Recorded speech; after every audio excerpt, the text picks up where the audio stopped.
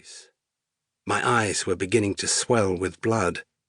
I thought the beating was over, but next came the hailstorm of milkshakes, eggs, and other hard objects at my face and head. The mob roared in laughter as I stumbled away. A crowd of cameramen surrounded and followed me.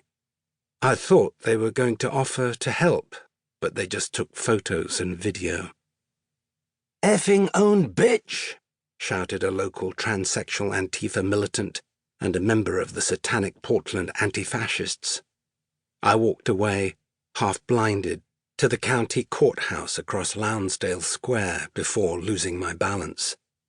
Later, in the emergency room of the Oregon Health and Science University Hospital, I found out my brain was hemorrhaging.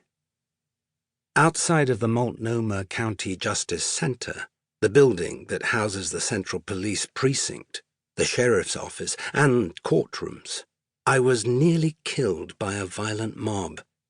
At no point did police intervene to help. Mobile phone footage recorded by Jim Ryan, a news reporter with the Oregonian, Portland's newspaper of record, captured part of the beating. While I was in the emergency room, the video was being watched hundreds of thousands of times on social media. My name began to trend on Twitter across the United States, even though most people had no idea who I was. Even liberal mainstream media outlets like the New York Times, the BBC, and CNN could not ignore what happened. In contrast to the narrative Americans had been sold that Antifa are merely anti-fascists, the video showed a mob of mask-clad extremists beating a journalist in the middle of a major American city with impunity.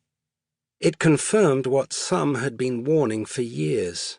Antifa is a violent extremist movement that attacks all kinds of targets under the guise of anti-fascism. Though my assault that day received national and international attention, I was hardly the only one to be brutally attacked. Adam Kelly, 37, was hit from behind with an overhead swing by several masked militants as he attempted to help an older man being beaten on the ground next to the Pioneer Courthouse. One of Kelly's attackers used a baton to strike him on the head. The impact could actually be heard on video. Kelly's head injury required 25 staples to close. He and I were treated in the same emergency department, but we didn't know it at the time. He was lucky to survive. Gage Halapowski, a 24-year-old Portland resident, was convicted and sentenced for the attack against Kelly. To date, he remains one of the very few Antifa extremists in the United States sentenced to prison time. Tellingly, Antifa groups refer to him as a political prisoner. In total, 8 were injured that day. 3, including myself, required hospitalization. Rose City Antifa, the Portland Antifa group, claimed responsibility for the attacks. "The events of this weekend are what we mean by community defense," the organization said in a statement on its website. "This is exactly what should happen when the far right attempts to invade our town." This was a rare moment of honesty for an Antifa organization that otherwise spreads disinformation and propaganda. If it isn't clear yet, violence is a feature, not a bug, of Antifa's ideology. In fact, they venerate violence. Since 2015, untold numbers of victims, including other journalists, have been doxxed, beaten, robbed, or killed by Antifa militants. Few of them receive media attention or justice.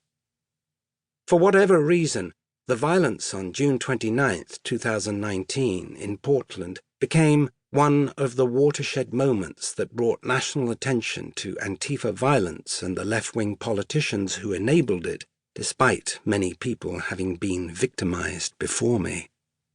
For example, 2 Marine reservists visiting Philadelphia in November 2018 were jumped after being mistaken for Proud Boys by Antifa. Alejandro Godinez and Luis Torres